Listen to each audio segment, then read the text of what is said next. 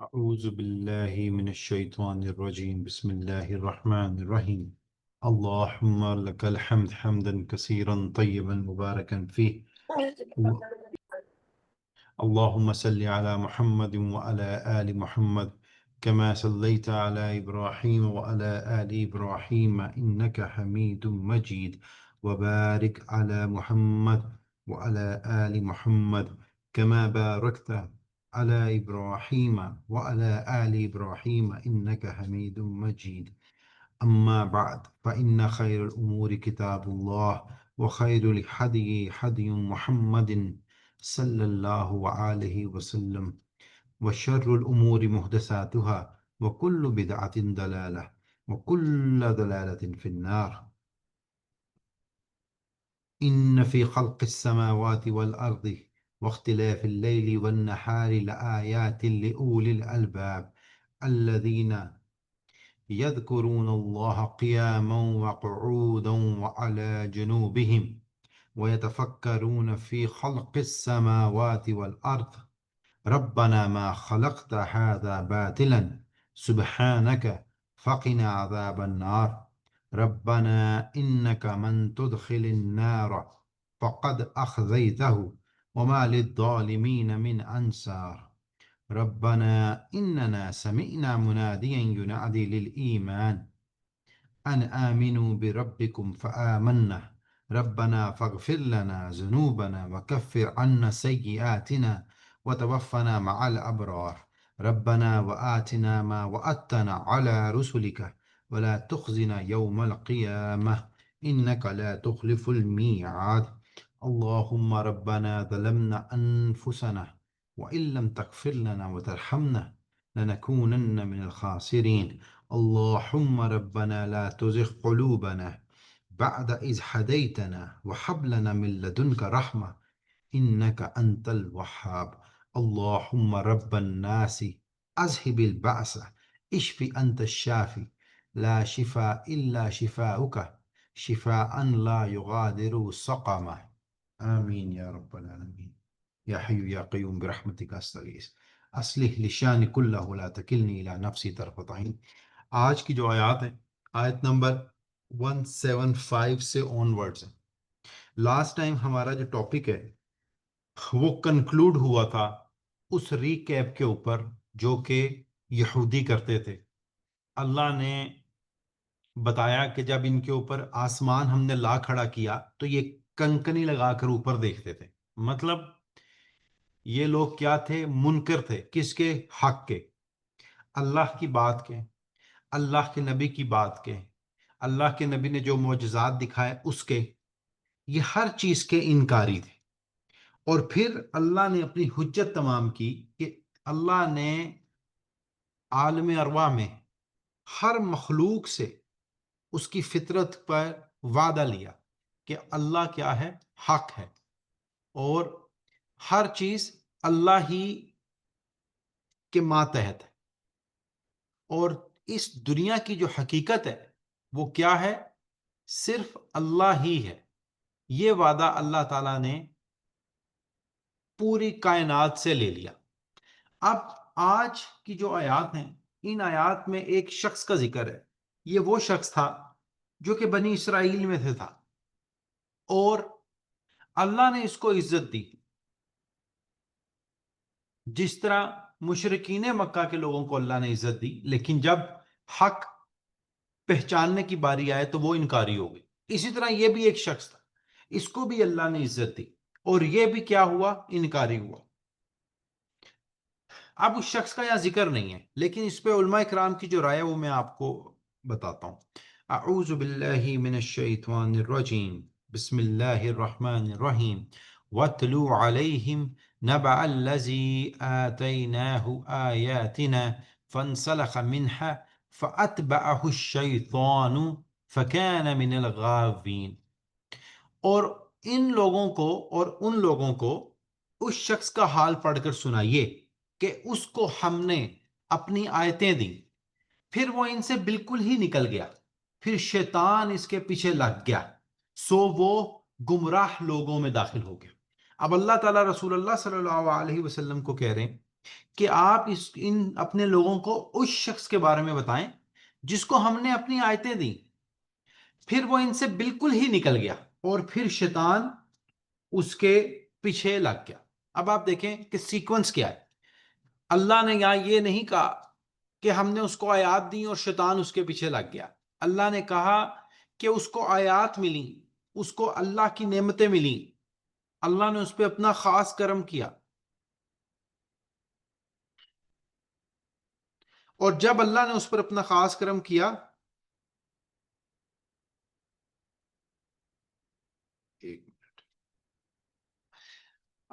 جب اللہ نے اس پر اپنا خاص کرم کیا تو پھر اس نے کیا کیا؟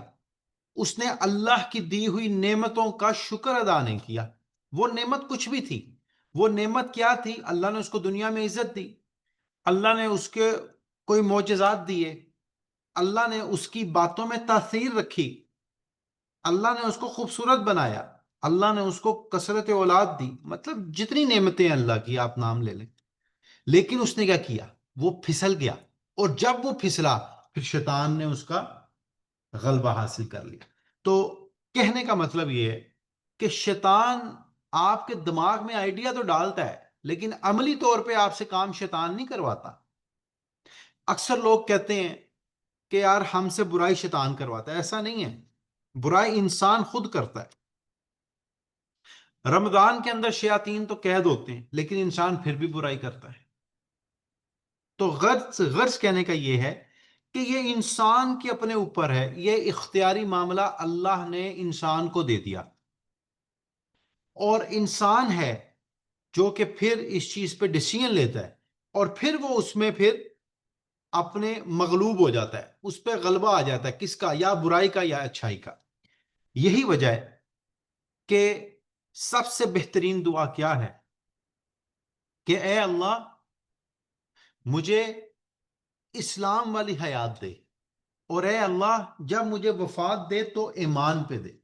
انسان کا اس دنیا سے مرتے دم تک ایمان پر رہنا ہی کامیابی ہے، یہ ضروری ہے۔ تو اب یہاں اللہ کے نبی اللہ تعالیٰ فرماتے ہیں، اپنے نبی کو کہتے ہیں کہ آپ لوگوں کو اس واقعے کو بتائیں، کیوں؟ تاکہ وہ سبق حاصل کریں۔ کیا ہوا؟ وَلَوْ شِئْنَا لَرَفَعْنَاهُ بِهَا وَلَكِنَّهُ أَخْلَدَ إِلَى الْأَرْضِ وَاتَّبَعَ هَوَاهُ فَمَثَلُهُ كَمَثَلِ الْكَلْبِ إِن تَحْمِلْ عَلَيْهِ يَلْحَثْ أَوْ تَتْرُكْهُ يَلْحَثْ ذَلِكَ مَثَلُ الْقَوْمِ الَّذِينَ كَذَّبُوا بِآيَاتِنَا فَاقْصُصِ الْقَصَصَ لَعَلَّهُمْ يَتَفَكَّرُونَ۔ اور اگر ہم چاہتے تو اس شخص کو ان آیتوں کی بدولت بلند مرتبہ کر دیتے، لیکن وہ تو دنیا کی طرف مائل ہو گیا اور اپنی نفسانی خواہشات کی پیروی کرنے لگا، سو اللہ فرماتے ہیں اس کی حالت کتے کی سی ہوگی کہ اگر تو اس پر حملہ کرے تب بھی ہم پہ، یا اس کو چھوڑ دے تب بھی ہم پہ، مطلب کتے جیسی حالت ہوگی اس شخص کی۔ ٹھیک ہے، یہی حالت ان لوگوں کی ہے جنہوں نے ہماری آیات کو جھٹلایا۔ سو آپ اس حال کو بیان کر دیجئے، شاید کہ لوگ سوچیں، شاید کہ لوگ تفکر کریں۔ ٹھیک ہے، اب آپ یہ دیکھیں کہ ایک شخص تھا بنی اسرائیل کا، اس کا نام تھا بلعم۔ یہودیوں کے عالموں کے ساتھ اس کا اٹھنا بیٹھنا تھا۔ یہ اب عالموں کا ذکر ہو رہا ہے، یہودیوں کے عالموں کا، عالموں میں سے ایک عالم تھا، آپ یوں سمجھ لیں۔ بیت المقدس میں رہتا تھا، اللہ کے گھر میں رہتا تھا، اہل یمن میں سے تھا۔ اللہ نے اس کو بڑی کرامتیں دی، بہت نشانیاں دی، کسی کے لیے دعا کرتا اللہ قبول کر دیتے، مطلب اللہ نے اس کو ولی بنایا، اللہ نے اس کو اتنا کرم کیا۔ پھر کیا ہوا؟ موسیٰ علیہ السلام نے اس کو ایک قوم کی طرف، اہل مدین کی طرف دعوت و حق کا پیغام لے کر بھیجا کہ جاؤ اللہ کی تبلیغ کرو۔ جب وہ اہل مدین میں پہنچا، وہاں کے بادشاہ کو ملا، تو بادشاہ کی شان و شوکت، اس کا دیکھنا، اس کی خوبصورتی، اس کی دولت دیکھ کر وہ بادشاہ کی طرف مائل ہو گیا اور اپنی نفسانی خواہشات کی پیروی کرنے لگا۔ اللہ نے کہا ایسا شخص کتے جیسا ہے۔ اب کچھ علماء کرام کہتے ہیں کہ یہ شخص امیہ بن ابی سلط تھا، کچھ کہتے ہیں کہ نہیں، یہ بلعام تھا۔ بلعام یہودیوں میں سے تھا۔ امیہ بن ابی سلط اسلام کے آنے سے پہلے ایک شاعر تھا جو کہ بہت زیادہ اسلام کے لیے اور اللہ کے لیے کام کرتا تھا، آل الفطرہ میں سے تھا۔ لیکن جب رسول اللہ صلی اللہ علیہ وسلم کا ظہور ہوا تو اس کو اسی چیز کی فکر کھا گئی کہ یار مجھے لگتا تھا کہ میں اتنا اچھا ہوں، مجھے اللہ نے اتنی کرامتیں دی ہیں، میری آواز میں اتنا اثر رکھا ہے، تو اللہ نبوت بھی مجھے دے گا۔ لیکن جب نبوت مکہ میں آئی اور رسول اللہ صلی اللہ علیہ وسلم کو ملی تو وہ بھی کیا ہو گیا؟ کتے جیسا ہو گیا، اپنی نفسانی خواہشات کے لے کے۔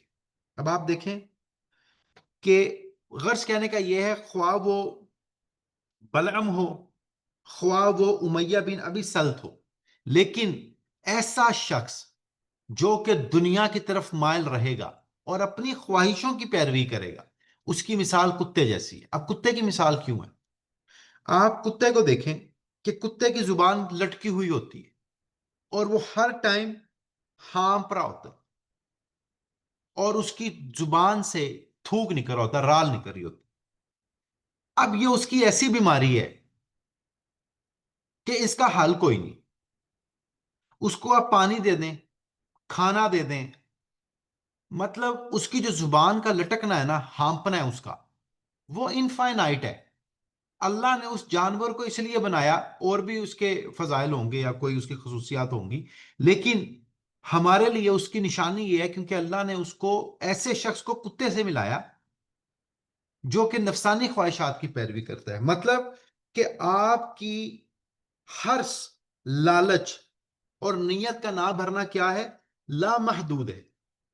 کتا حرص وہ آز میں رہتا ہے ہر وقت۔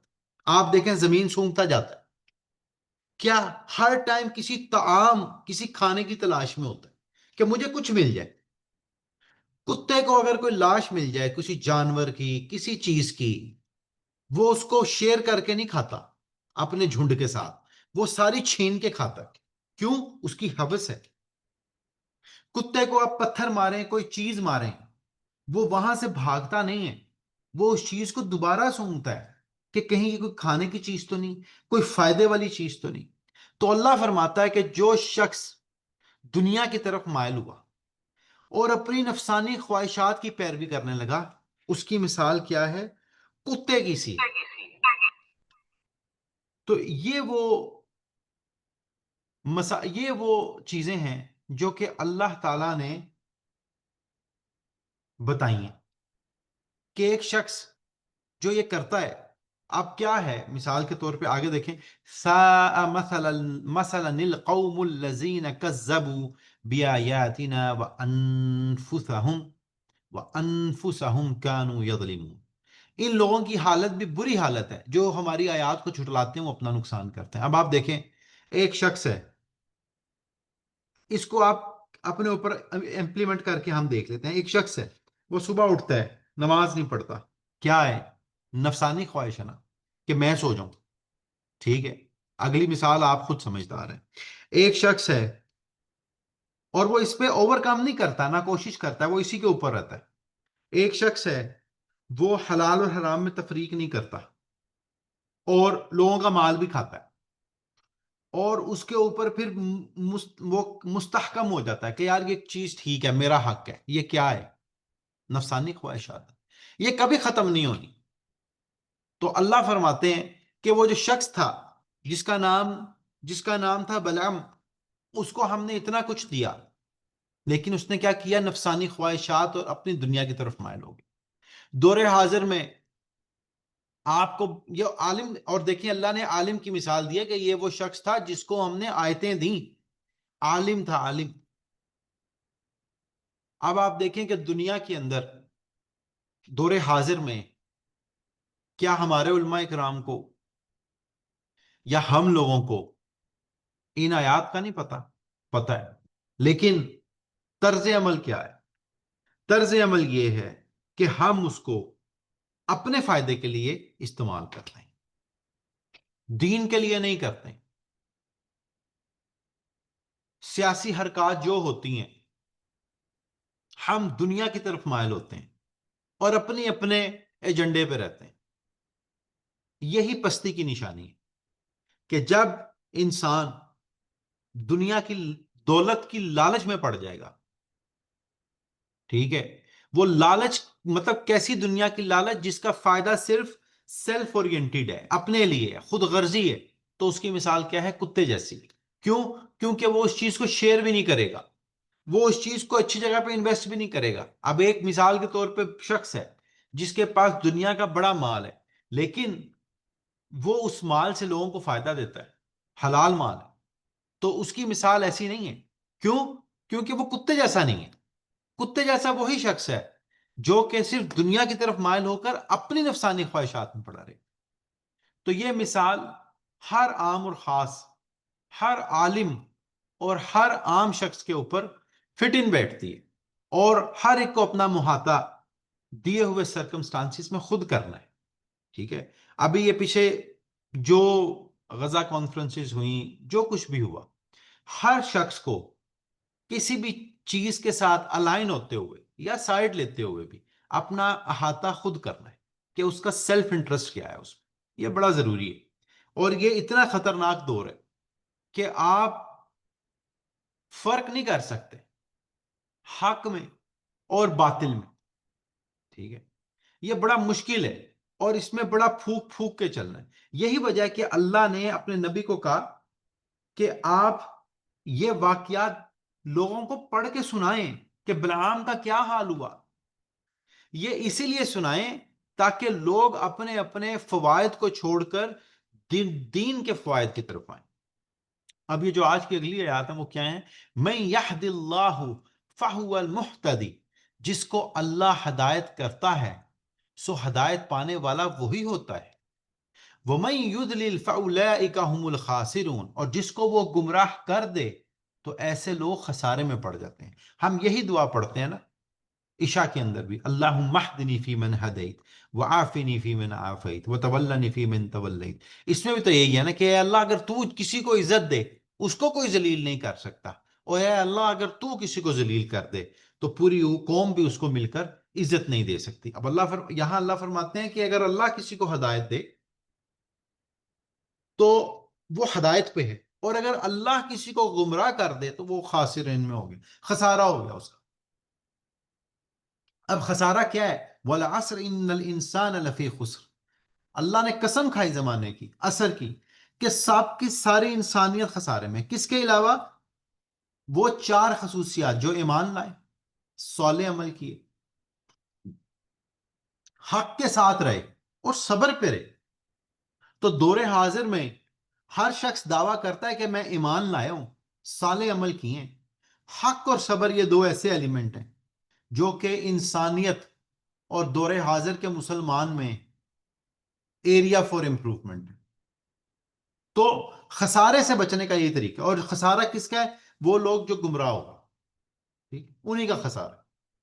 آگے دیکھیں، وَلَقَدْ زَرَعْنَا لِجَهَنَّمَ كَثِيرًا مِنَ الْجِنِّ وَالْإِنسِ لَهُمْ قُلُوبٌ لَا يَفْقَهُونَ بِهَا وَلَهُمْ أَعْيُنٌ لَا يُبْصِرُونَ بِهَا وَلَهُمْ آذَانٌ لَا يَسْمَعُونَ بِهَا أُولَئِكَ كَالْأَنْعَامِ بَلْ هُمْ أَضَلُّ أُولَئِكَ هُمُ الْغَافِلُونَ۔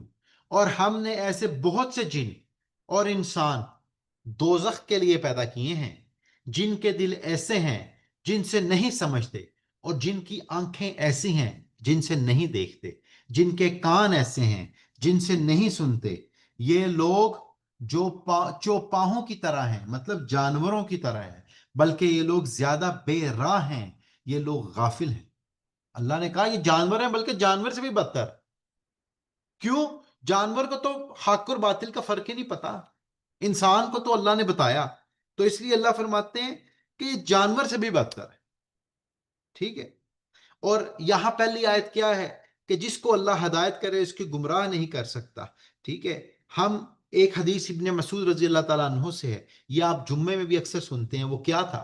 ان الحمد للہ نعمده ونستعینه ونستهدیه ونستغفره ونعوذ باللہ من شرور انفسنا ومن سیئات اعمالنا من يهد الله فلا مضل له ومن يضلل فلا هادي له واشهد ان لا اله الا الله وحده لا شريك له واشهد ان محمدا عبده ورسوله. یہ کیا ہے؟ یہ وہی ہے کہ ہدایت اللہ ہی کی طرف سے ہے. اب آپ دیکھیں کہ اللہ تعالیٰ یہاں فرماتے ہیں کہ جو شخص کیا ہے، سم بکم عمی فہم لا یرجعون، کہ جو شخص گونگے ہیں، بہرے ہیں، ٹھیک ہے، ان کا کوئی فائدہ نہیں. مطلب ان میں اور جانوروں میں کوئی فرق نہیں، بلکہ وہ تو جانوروں سے بھی بدتر ہے. اب یہاں جو چیز غور کرنے کی ہے وہ یہی ہے کہ عالم ارواح میں اللہ نے انسان سے وعدہ لے لیا اور مسئلہ تقدیر انسان کو سمجھا دیا. ہم یہ پہلے بھی پڑھ کے آئے. اب مسئلہ تقدیر کی یہاں بات ہو رہی ہے. اب یہ کون سے لوگ ہیں کہ جن کی آنکھیں ہیں لیکن انہیں نظر نہیں آتا، جن کے دل ہیں لیکن وہ سمجھتے نہیں ہیں، جن کے کان ہیں لیکن وہ سنتے نہیں ہیں. یہ وہی لوگ ہیں جو امر بالمعروف نہیں انل منکر کو فالو نہیں کرتے، جو حق کو دیکھتے ہیں لیکن اس پہ قائم نہیں ہوتے، جو اہل سبت والوں کو مچھلیاں پکڑتے تو دیکھتے تھے لیکن ان کو اس سے منع نہیں کرتے تھے، کہتے تھے یار انہوں نے باز نہیں آنا. ٹھیک ہے. تقدیر کا مسئلہ یہی ہے کہ تقدیر ہے وہ یہی کہتی ہے کہ اگر کوئی شخص یہ خصوصیات رکھتا ہے تو وہ کیا ہے؟ جانوروں سے بھی بدتر ہے. امیر المومنین اما عائشہ صدیقہ رضی اللہ تعالیٰ عنہا سے روایت ہے کہ ایک دفعہ ایک بچہ فوت ہوا تو میں نے کہا اس کے لیے خوشخبری ہو، وہ تو جنت کی چڑیوں میں سے ایک چڑیا ہے.